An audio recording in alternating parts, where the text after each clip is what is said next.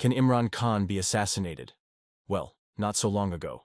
Pakistan's establishment dealt with political threats through extrajudicial means. But today, several pragmatic considerations deter them from eliminating Khan physically. First, mass mobilization. Khan's PTI claims 35 to 40 million supporters. And while Pildat calls this number into question, the urban middle-class composition of this support base makes suppression more complex than in a traditional rural support base. And the party's digital networks enable rapid mobilization. Remember the May 9, 2023 protests? Second, institutional calculus. The military faces a generational divide. Younger officers are not as beholden to the establishment as their seniors.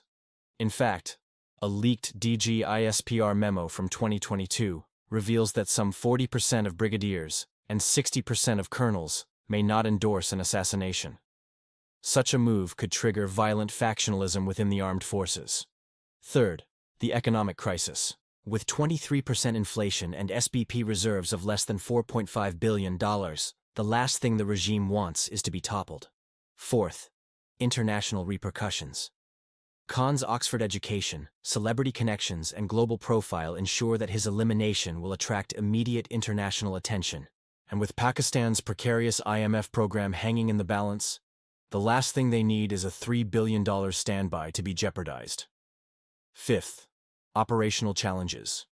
Modern surveillance tech, think Starlink, encrypted apps, etc., make deniable operations difficult, and Khan's security protocol reportedly employs Israeli-style concentric protection rings.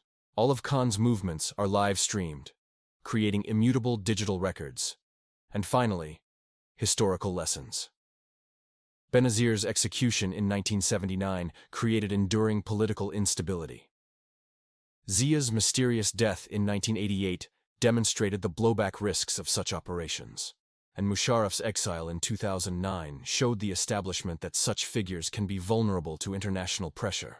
In conclusion, the establishment appears to have calculated that Khan's marginalization through lawfare and political engineering represents a more sustainable solution than his physical elimination. The risk-reward matrix currently favors containment over elimination. But this calculus remains dynamic, based on three key variables: economic stability, military cohesion, and public protest capacity.